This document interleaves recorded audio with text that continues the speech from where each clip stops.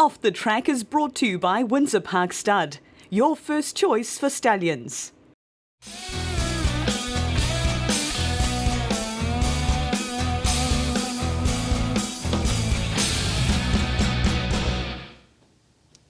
Yes, hi and welcome to another Off the Track. Steve Davis with you, brought to you courtesy of Windsor Park Stud. And what about the run of the progeny of Guillotine? That nice winner at Ruakaka, but did you see the winner up at Singapore? Daniel, his name is. Gee, I'll tell you what, I'm keen about the Master Craftsman's, but you've got to keep an eye on the Guillotines. He is certainly doing a job. They're just going to get better with age. Okay, one man who seems to be getting better with age is our guest today, is Richard Collett. Richard, thanks for making the trip down. No, it's from County. I've got to ask, you are a southern man. Do you still consider yourself a southern man, or you're a Counties Manukau man? I've spent more than half my life now in Pukekohe, so yeah, I've got a touch of the South Islander in me. Yeah, good on you. Hey, listen, I want to take you back because the Collett name, and I've got to say, your father, Don, who we're going to talk about, very much involved in racing. He'd be very proud the way things are going with his grandkids at the moment, wouldn't he? Yeah, I've had that said to me a lot of times by a lot of people that knew our family and that down south. Yeah. Fortunately, he wasn't around long enough to see them ride. Yeah. I think we're in the midst of something here. You know, some of these families have sort of died out over the years, but I think we're in the midst of an era of the Colletts going right through. Well, yeah, I hope so. I don't know about the name Collett with the next generation. We'll see. We'll see what happens with Jason. Obviously, a lot of pressure on his shoulders. Hey, let's go back to that general. Is Don the first? Is your father the first generation involved in horses? Yeah, it is. He just sort of had a background as he milked cows, and he bought a farm. And next door neighbour rode at the hunts and that sort of thing. And Dad got involved. He rode. Mm-hmm. And we ended up with ponies, and that's how it started, yeah. You as a family, I mean, we know Jim is your brother. He's your older brother. How many other siblings are there? Got two older sisters and one younger brother. Jane, my oldest sister, she's married to, she rode, they all rode. One-day events, Pony Club Championships, the whole lot. Jane, she rode, was successful. She's married to Steve Allen, who was jockey. Okay, yeah. In Gore, yeah, and... Is your family still, a lot of your family still down there? Yeah, she's still in Gore. Anna, my next sister, she's a physio. She spent a bit of time overseas and she came back, and she's now based in Mosgiel. Mm-hmm. And she's got a son that's a good three-day event rider. And Jim is older than me. Yeah, I was going to say, I knew you would bring this up. He is definitely older than you, isn't he? Yeah, well, can't you tell? Yeah. And the younger brother, David, who he's a couple of years younger than me, mm-hmm. Yeah. Couple of years, probably a bit and more. he rode a bit of track work and had a few trial rides, but he beefed up a bit like Dad. Okay. Hey, well, listen, let's talk about your early life. Then, obviously, Pony Club. You're into Pony Club. Yeah. Look, we had a dry stock farm, and I can remember days when all five of us were riding at the hunts together, East and Southland Hunt. Which would be like a race, wouldn't it? You'd treat it like a race, you blokes. Yeah, we had hunts at home on the farm, and East and Southland hunted there, and you could ride right around the farm every night after school, on ponies jumping around the farm. So yeah, that was how we brought up. Geez, what a great way of life, eh? Your father was president of the Hunt Club, wasn't he? Yeah, he was. He progressed through as president. I think probably the highlight of his time as president, he trained the double one day at Gore. Well, East and Southland had a tote licence. Oh, so he was training as well at that stage? Yeah, he was. Yeah. He was tied up with the Hunt Club for a long time. I'm guessing over probably 15 years. Okay. So yeah, he was a busy guy. Jim, your older brother, was he an inspiration to you? How did you get on?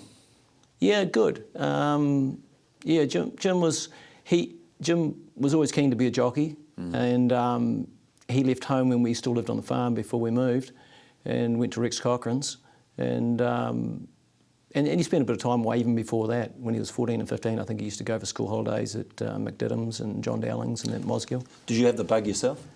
Yeah, I did really. I loved riding, more so when we moved later on off the farm. We moved to the stud and Gore. Yeah, really loved riding jumpers. You love riding jumpers. What were you like at school? Stayed there till I couldn't stay any longer. 15? No, I was there. I got 7th form. Oh, you went to 7th form? Oh, yeah. No, I stayed. I was actually... Well, you had 3 years in 5th form, you actually made it to 7th form. Yeah, no, I did sciences right through and everything. Play rugby? Yeah, I did. I was all right. Played rep at East and Southland, didn't get to Southland. Yeah? Yeah, but... what position, halfback? No, I played hooker.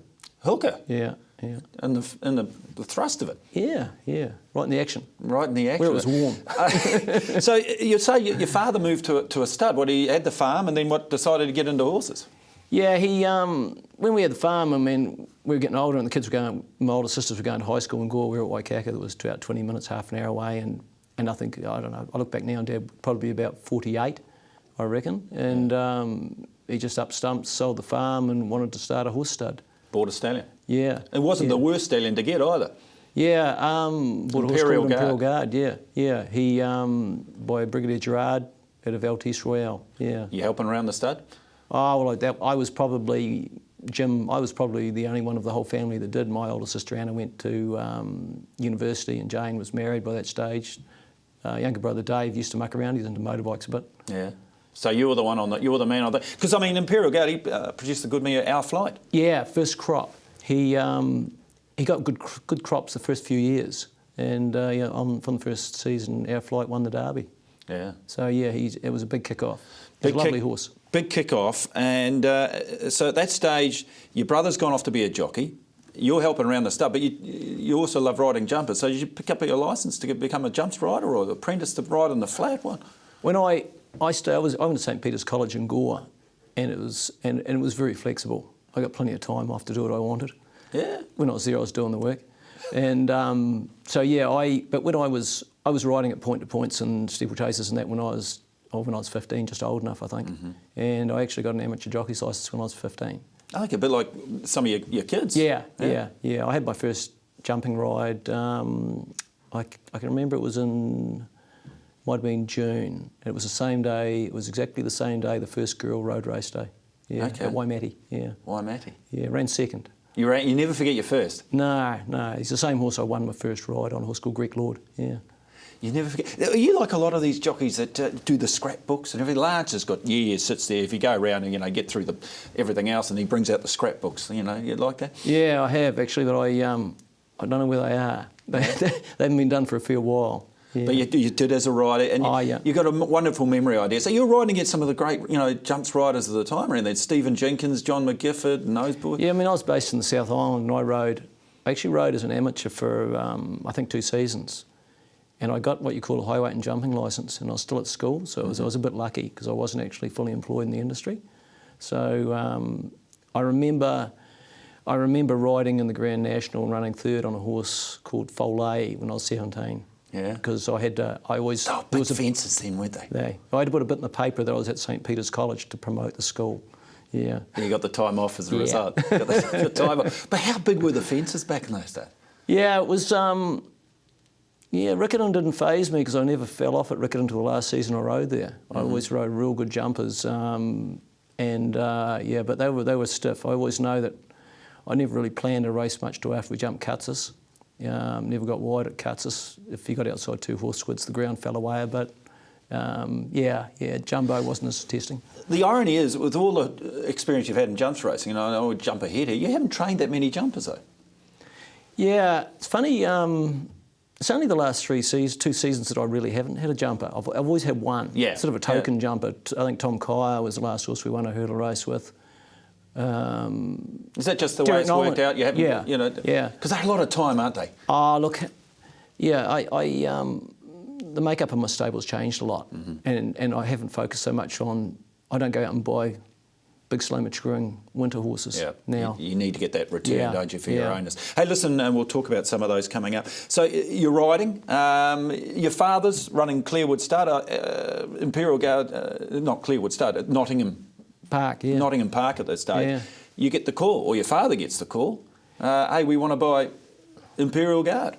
Yeah, it must have been right on the period when the public companies were getting involved in bloodstock. Or flying up, or a Clearwood was set up by a gentleman Troy called Corporation. Gordon Taylor, I think it was, and they bought a property, ironically, where I still am now. It was Nandina Trotting Stud, and they were going to set it up, and it was pretty royal, but Goubet had it. It was a nice property, but a bit dated, and they must have went out and bought the stallion first, and after they bought the stallion, they offered my father a job then of coming to run the place. So I suppose they had the fish on the hook. Yeah, they had the fish on the hook, got him up, and And was that the enticement for you to come up as well? Because I mean, you'd got a licence. You were training with your father at this stage, weren't you? Yeah, I was. I had a trainer's licence right from when I trained a partnership with him when I was 20, 21.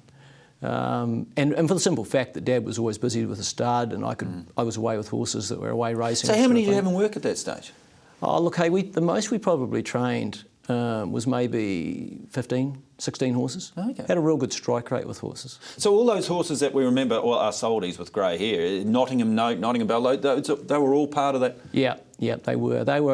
A lot of them were either by Imperial Guard. I think the first real good mare Dad had, stakes was a mare called Myra May. She was out of Artifice at one of the Auckland Cup. He leased her from a lady, Moira Murdoch. Not Moira Murdoch, Mrs. Murdoch from Gore. Yeah, not the Moira Murdoch that you know. Sorry. Yeah.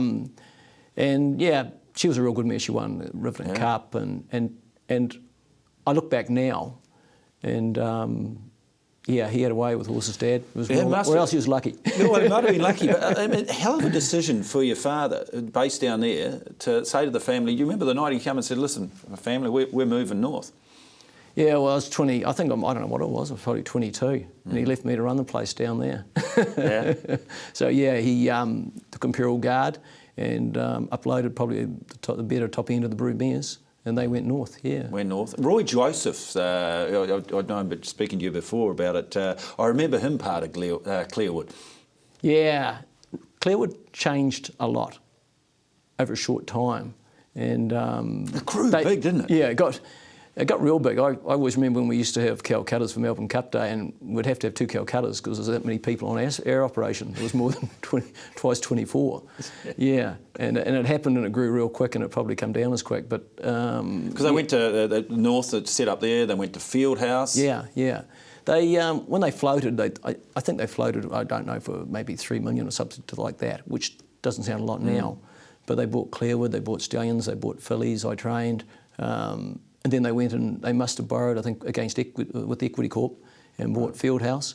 And they even went to Newmarket and they bought property at Warren Hill, which I saw last year. Outstanding, isn't it? It grew big, and as you say, the bubble, it burst. Yeah. You talked about you were training for them. They bring you north, through under your guys, your father, under instruction. Yeah, it obviously grew pretty quick, and I mean. I think my father was under instructions. I mean, they had Imperial Guard there, I think Beechcraft, full on aces, and they just wanted to get as many foals on the ground, and they must have leased it at every deal they could to get numbers on the ground for these horses without probably looking at a business model. Yeah. And I remember one year we broke in 40 yearlings that were retained. And so, yeah, it got real big real quick. But when Equity Corp and that fell over, the whole thing got wound up. So, Judy, was she your wife at this stage? Yeah, look, we were married before I came north. Geez, you're young. Yeah. By today's standards. Yeah, well, I think I was 23, maybe 24. And Judy was very much involved in. You'd been riding against. Well, in effect, going to the races the same day, wouldn't you? Is that how you met? Yeah, Judy only just started riding a little bit after me. She was Judy Hawes. Yeah. And she was apprenticed to Jim Tompkinson, who was an icon of a trainer. Yeah. Judy was very successful for the period that she rode. She rode a real good mare called Hunt, good filly. Remember her, yeah. There's a picture on the wall at home. She won 9 stakes races on it, yeah. She was one of our leading female riders at the time. Yeah, she probably was. Yeah, of course she was. And she had 80 to 90 wins. You finished your riding career. What brought about the change? You know, the end of your. I mean, you're training at the same time as riding. I dare say. Yeah, I was. I rode and had a lot of fun riding down south. I rode for Rex Cochrane, and he was the first trainer to train 1,000 winners, and rode good horses for him. I rode for Bill Hillis, and the same thing, rode good horses. Yeah, I came north and I rode for 2 more seasons till I was 26. I really wanted to get to know a lot of the tracks. Yeah. And I trained while I rode.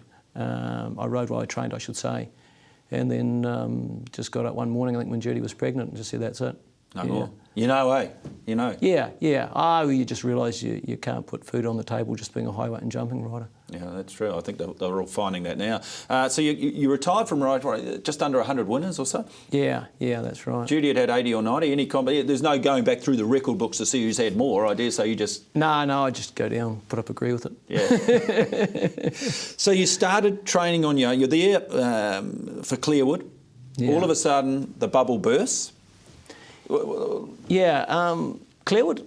When Clearwood went into receivership, I was training on the property, and the stock was sold up. I was training publicly as well as training for them. Yeah, but what was the split like? Did you have? I think I had some lovely bred fillies. I had a mare called Julene by Sir Tristram and that, and she out was of Jandel. Yeah, she's a good filly, and another mare Zither and bits and pieces. There were a lot of fillies that they bought. They leased back to shareholders in the company, and we trained. Okay. But they were all sold up when it went into receivership. And I think when it was wound up, I trained maybe, I would have, one day I would have woke up and there was probably only 6 or 8 horses left. But like training in Malaysia. Yeah. Don't tell one. Yeah. And I think at that stage, you just, I was probably a bit blasé in a way. I wasn't overly concerned. I can't remember really being too worried about it. It was just going to roll on. So how did you end up retaining the property? Well, the property went up for public auction, and a property developer called Stuart Searle, he bought it. Mm-hmm. And the irony was I was still operating on the property at the time under receivership. Clearwood was still running the training operation under receivership while I was looking after the property and while it was being wound up. So Stuart Searle said, look, you can buy part of the property you're on now, yeah, and I'm going to subdivide the rest and you can have the other part you want later. So that's how I've never moved since, yeah. Got the 6 acres or so? Yeah, I've ended up with 6 acres on 2 titles and another 12, yeah. The track's on 12 acres. So you got 18 acres there. Yeah. So what did your father do at this stage? I mean, he was... He went back south after... He went back and retired back south after it all got tidied up. It takes a while to wind things down when it's wound up that much, and the receivers weren't in any hurry to wind it up either. I reckon you must have learned a lot, business-wise too, eh? Opened your eyes to a few things. Yeah, well, I mean, I think that was the only time I've ever been employed by anyone else when I worked for a public company. Mm-hmm. I enjoy working for myself. Yeah. Around that time, into the 80s, you had a pretty good horse you took to Australia, a horse called YL Pal. Yeah, he was owned by Keith Clark from Clark's Beach, one of the originals, and he was part of one of the investors in Clearwood on the public share market, and this horse rocked in. He was by Cash of Gold, a little chestnut horse, and he went on and we won the VRC St Leger with him. First time been to Australia? Yeah, look, he was quite a good staying horse. I think just before I gave up riding, I actually rode him on a high weight in December. Probably put 60 kilos on his back as a 3-year-old, 2,000 metre race at Avondale and ran third, first run over ground. Mm-hmm. And my brother Jim rode him through, he rode him. But we put him on the plane the night before, flew into Flemington, never been there, and he won the St Leger the next day. What a hell of a thrill. Yeah. Must have thought it was easy. Did actually, that's ironic. All right, well, the career of Richard Collett is underway. After the break, we'll progress through the life of our guest today.